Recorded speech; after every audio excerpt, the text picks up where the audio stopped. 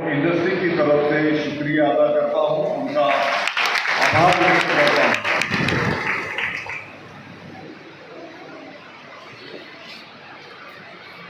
27 HP से लेकर 200 horse power तक 75 पैसा और 27 HP के नीचे ₹1 प्रति यूनिट सब्सिडी देने का ऐलान नहीं, उसकी अंमलबजावनी महाराष्ट्र सरकार की तरफ से करने का निर्णय जो अपनी सरकार ने किया, तो मैं समझता हूँ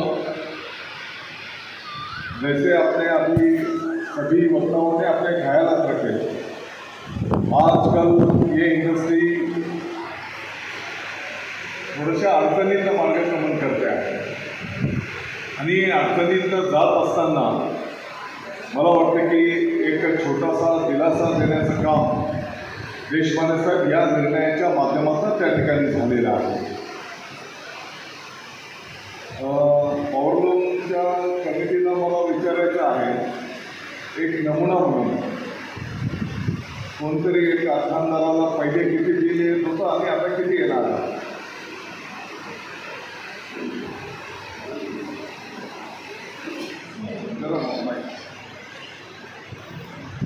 एक 24 रूम अगर 24 आवर्स और 30 दिन चलता है तो उसको 6000 यूनिट जलेगा, तो 6000 रुपया एक महीने का उसको यानी बचेगा ₹1 यूनिट से। इसलिए 5 महीने का हमको 30,000 रुपये मिलेगा एक साथ आएगा। म्हणजे प्रत्येक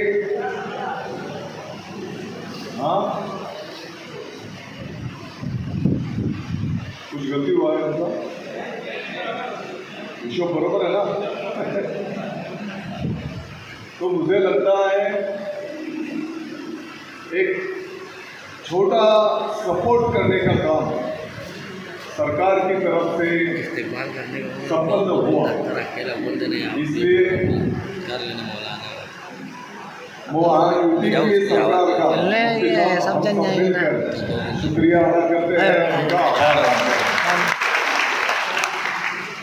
मालेगांव वासियों को पता है, महाराष्ट्र के मुख्यमंत्री महोदय एकनाथ जी शिंदे साहब के मार्गदर्शन से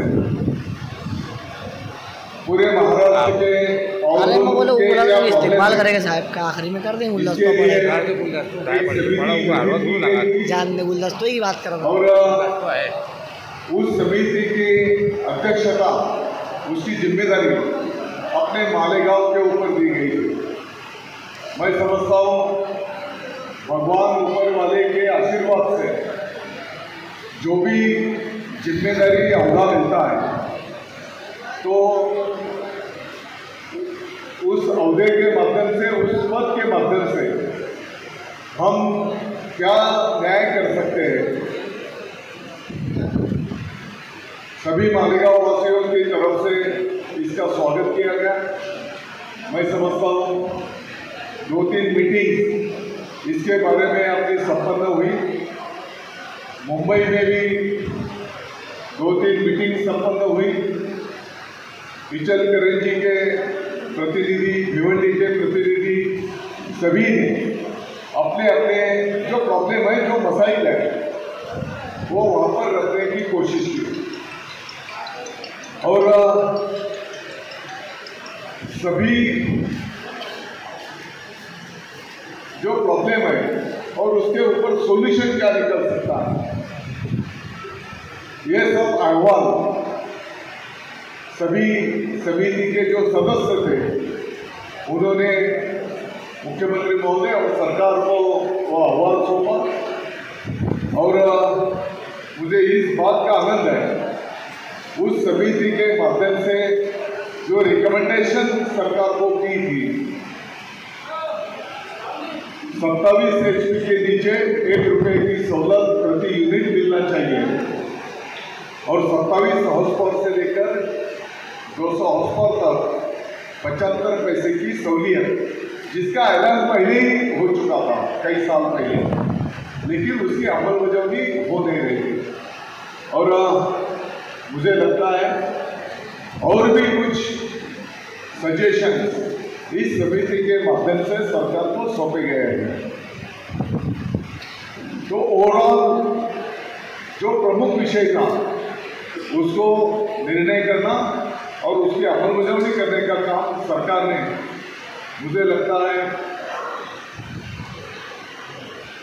अप्रैल महीने में ही उसका जीआर निकल गया, मार्च महीने में ही उसका जीआर निकल गया और जो पहला जीआर निकला, शासन निर्णय निकला, उसमें वो जो एक अट थी, कंडीशन थी, रजिस्ट्रेशन नोंदणी करना, तो फिर उसके बारे में सभी लोगों ने बताया कि वो रजिस्ट्रेशन करना तो ये थोड़ा जांच करना है और उसको उस शासन निर्णय से निकाल देना चाहिए। फिर और पूरा कामकाज फिर से रिपीट करना पड़ा, क्योंकि पहले दिया तो कैबिनेट की मंजूरी थी और कैबिनेट की मंजूरी मिलने के बाद अगर उसको कोई चेंज करना है तो वो विषय को फिर कैबिनेट पे ले जाना पड़ता है। तो फिर ये चेंज करके वो कंडीशन हटाने का काम मुझे लगता है उसका कैबिनेट पे भी निर्णय हुआ और 2 सितंबर को वो रजिस्ट्रेशन रद्द करने का निर्णय, शासन निर्णय सरकार की तरफ से निर्गमित हो चुका और आने वाले दिनों में जो भी बिलिंग होगा वो बिलिंग ये सहूलियत लागू करके बिलिंग होगा और अगर इसका वसूली पहले के रेट से अगर होगा तो आने वाले बिल में उसके एडजस्टमेंट सरकार की तरफ से करने के आदेश, ये तो खासगी कंपनी है तो इसको भी सरकार की तरफ से वो आदेश दिए जाएंगे। तो मला असं वाटतं की एक चांगला निर्णय सरकारच्या वतीने त्या ठिकाणी संपन्न झालेला आहे आणि म्हणून महाराष्ट्र सरकारचा मी परत एकदा आपल्या सर्वांच्या वतीने आभार व्यक्त करतो। समितीने आणखी काही ज्या सूचना सरकारला केलेल्या आहेत, अभी और 1 महीना तो है अपने हाथ में, है क्या नहीं, तो और कुछ सहूलियत यंत्रमाग के लिए जितना भी ज़्यादा बन सकता है वो सरकार की तरफ से लाने की हम सब मिलकर कोशिश करेंगे। इसके लिए हम सब मिलकर पाठपुरावा करेंगे, ऐसा भी मैं आपको आश्वस्त करता हूँ। मला वाटतं की इथे बोलत असताना फायर स्टेशनच्या संदर्भामध्ये जी सूचना आलेली आहे, आपण काही काळजी करू नका, कारण ही वस्तुस्थिती आहे। पाठीमागच्या काळामध्ये आग लागण्याच्या 2-3 घटना झाल्या आणि म्हणून त्या ठिकाणी मोठं नुकसान त्या उद्योगाचं होत असतं आणि देशपांडे साहेब हा एक मोठा रोजगार देणारी इंडस्ट्री आहे। मालेगावमध्ये साधारणपणे 3.5 लाखाच्या पेक्षा आता 4 लाखावर आकडा गेलेला आहे आणि पॉवरचे कनेक्शनची वाट पाहणारे काही कारखाने लाईनमध्ये आहेत आणि म्हणून आताच्या घडीला 4 लाख पॉवर लूम्स आमच्या मालेगावमध्ये अनेकांच्या कुटुंबांना रोजीरोटीचं साधन देण्याचं काम, जी छत्रपती शिवाजी महाराजांची शिकवण आहे की रायते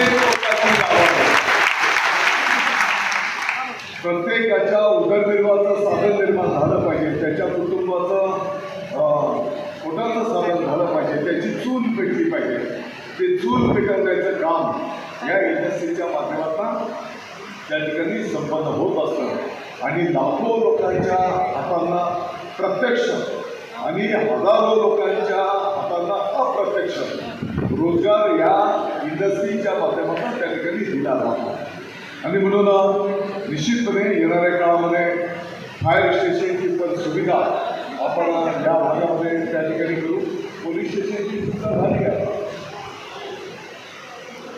बरोबर ना? आता पोलीस स्टेशनचं काम जलद गतीने प्रगतीपथावर आहे आणि लवकरच ते काम पूर्ण करून या भागातही कायदा व सुव्यवस्था अबाधित राहिली पाहिजे. मध्यंतरीच्या काळामध्ये मी आपल्याही कानावर घातलं होतं की काही चोऱ्या माऱ्या करणारे, काही ठिकाणी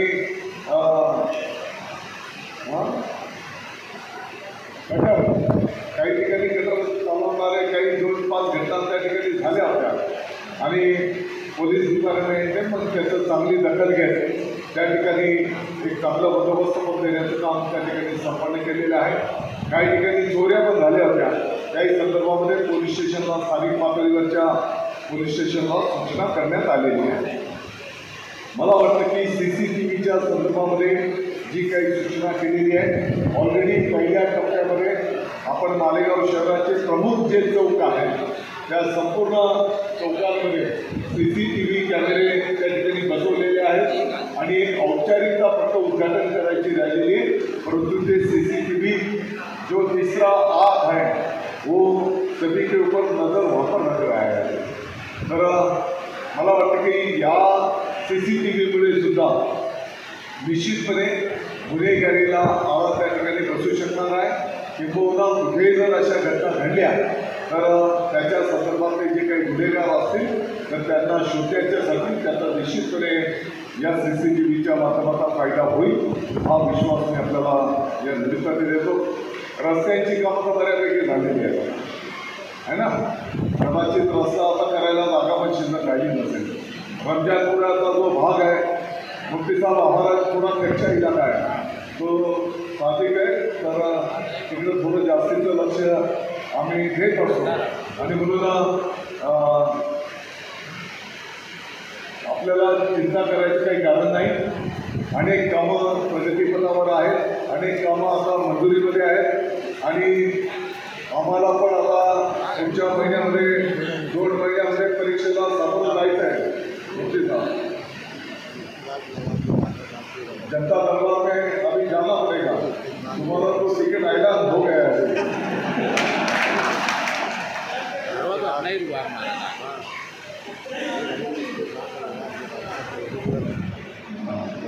तर ये 2-3 महीने के बाद अगर हमको जनता जनार्दन के आशीर्वाद देने को जाने का है तो उसके पहले जितने ज़्यादा काम अच्छे पूरे होंगे तो उतना ज़्यादा आशीर्वाद जनता जनार्दन बटन दबा के देने वाले हैं.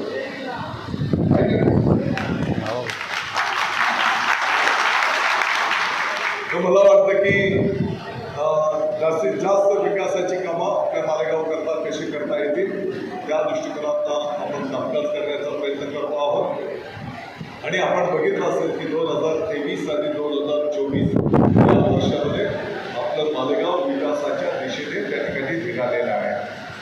देशपांडे साहेब, आम्ही मालेगावकर भाग्यवान आहोत की गिरणा आणि मोसम नदीच्या काठावर आमचं मालेगाव आहे आणि त्याच्यामुळे महाराष्ट्राच्या अनेक गावांना कदाचित 4-8 दिवसाने पाणी मिळते.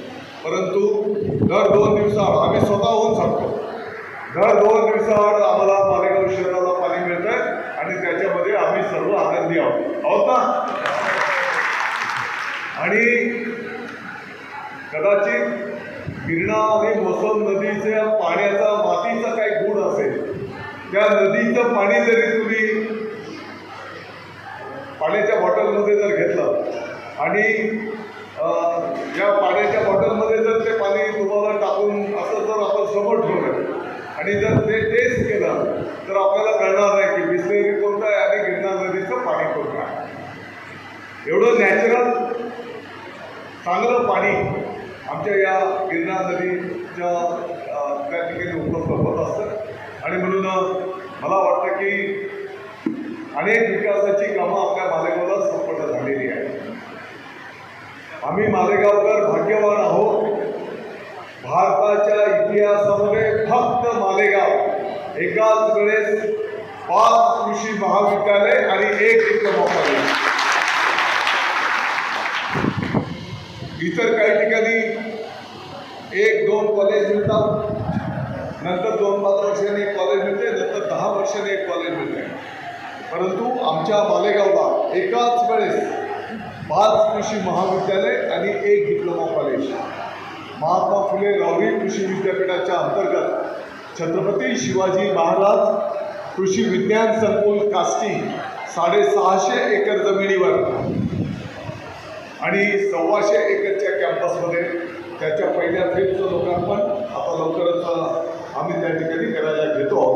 मला वाटतं की मालेगावकरांच्यासाठी ही आनंदाची गोष्ट आहे. त्याच्यासोबतच मोसम पुलावर 100 खाटांचं लहान बाळ आणि महिलांच्यासाठी स्वतंत्र हॉस्पिटल, त्याचंही लोकार्पण एवढ्या 8 ते 10 दिवसामध्ये आपण त्या ठिकाणी करायला घेतो. पिछले टर्म को जो हॉस्पिटल उस वक्त के आरोग्य मंत्री माननीय एकनाथ जी शिंदे साहब कुछ महीनों के लिए उनके ऊपर आरोग्य मंत्री के नाते जिम्मेदारी दी गई थी और उसी कालावधि में अपने मालेगांव के लिए छोटे बच्चों और महिलाओं के लिए स्पेशल हॉस्पिटल मंजूर हुआ था. और हमारा पुराना जो हॉस्पिटल था लोड़ा मार्केट के बाजू में कॉर्पोरेशन सदाना हॉस्पिटल, तो वही कैंपस में 40 बेड का हॉस्पिटल पिछले 5 साल पहले वो शुरू हो गया. लेकिन वो 40 बेड का हॉस्पिटल पूरता नहीं था, जगह कम पड़ती थी. तो वो हॉस्पिटल को टेम्पररी कैंप में अपन शिफ्ट किए और मुझे इस बात बताते हुए आनंद होता है, महाराष्ट्रामध्ये अनेक नवीन हॉस्पिटलच्या इमारती मंजूर करण्यात आल्या, परंतु महाराष्ट्रातली पूर्ण झालेली हॉस्पिटलची इमारत आपल्या मालेगावची आहे.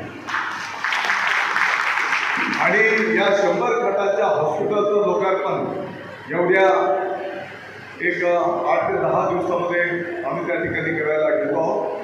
आणि या हॉस्पिटलमध्ये आम्ही महिलांच्यासाठी आणि लहान बाळांच्यासाठी ज्या सुविधा निर्माण केलेल्या आहेत, मैं आपको दावे के साथ बोल सकता हूँ, मालेगांव में एक भी खासगी दवाखाने में नहीं होगी ऐसी सुविधा अपने सरकार के हॉस्पिटल में वहाँ पे मुहैया कराई गई है. आमच्या महिला हॉस्पिटलमध्ये जे ऑपरेशन थिएटर आणि इतर सुविधा मी केलेल्या आहेत, मुंबईच्या हॉस्पिटलच्या खालोखाल आमच्या मालेगावच्या हॉस्पिटलमध्ये त्या सुविधा आम्ही त्या ठिकाणी निर्माण केलेल्या आहेत. आणि म्हणून मला वाटतं की असे एक ना अनेक डेव्हलपमेंटची कामं, अंडरग्राउंड ड्रेनेज असेल, कॉन्क्रीटचे रस्ते असतील, अभी सिर्फ अपना ऐतिहासिक फ्लाईओवर अंतिम टप्पे में है, उसके पीछे भी बड़े जब क्योंकि उसके ऊपर कार्रवाई करके भी कुछ फायदा नहीं है.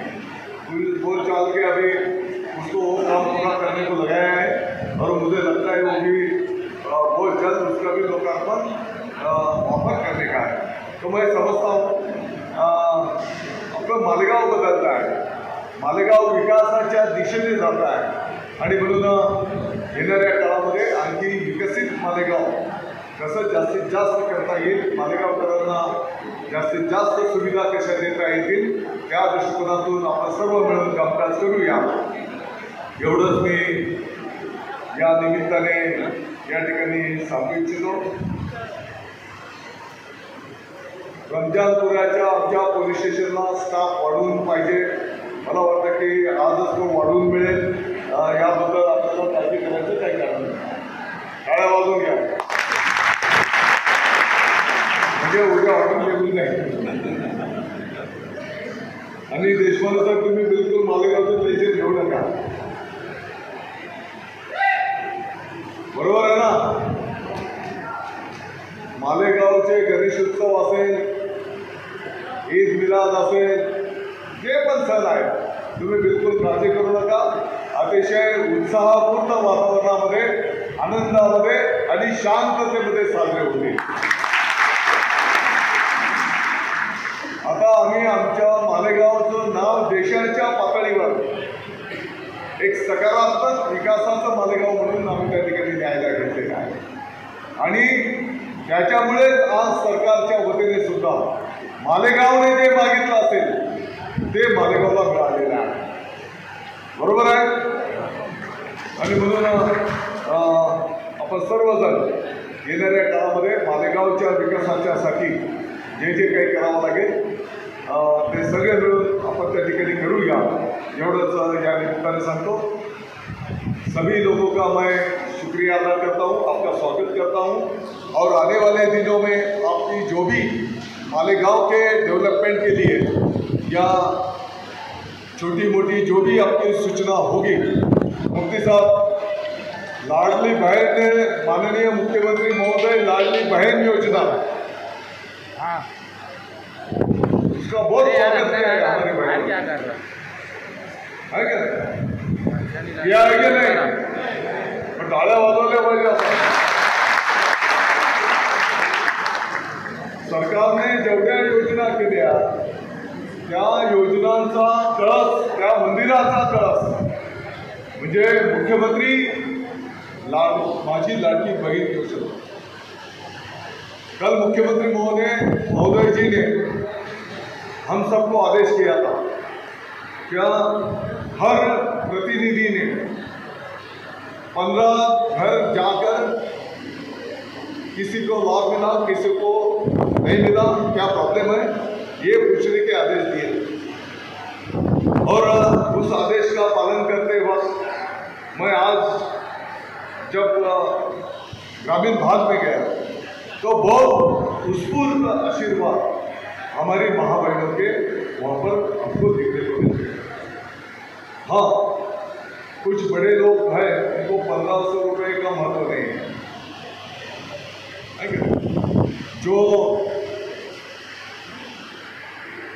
होटल में जाते हैं तो 2-5 हज़ार रुपये तो टिप देते हैं, तो उनको 1500 रुपये का महत्व नहीं समझता.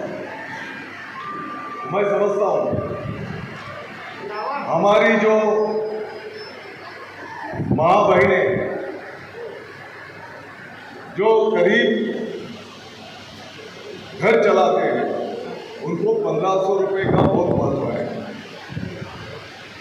मैंने आज ही पूछा तो हमारे एक आदिवासी बहन ने बताया, दादा वो मुख्यमंत्री महोदय एकनाथ जी शिंदे साहब ने मेरे अकाउंट के ऊपर 3000 रुपये भेजे और उन 3000 रुपये में से मैंने मेरी दोनों बेटियां के लिए साड़ी खरीदी, त्योहार था. और उस साड़ी खरीदने के टाइम मैंने पति जी को 1 रुपया भी मांगा नहीं, क्योंकि मुख्यमंत्री एकनाथ जी शिंदे साहब ने एक बहन के नाते, रक्षाबंधन के नाते, दिवाली के नाते एक भेंट हम सबको दी है.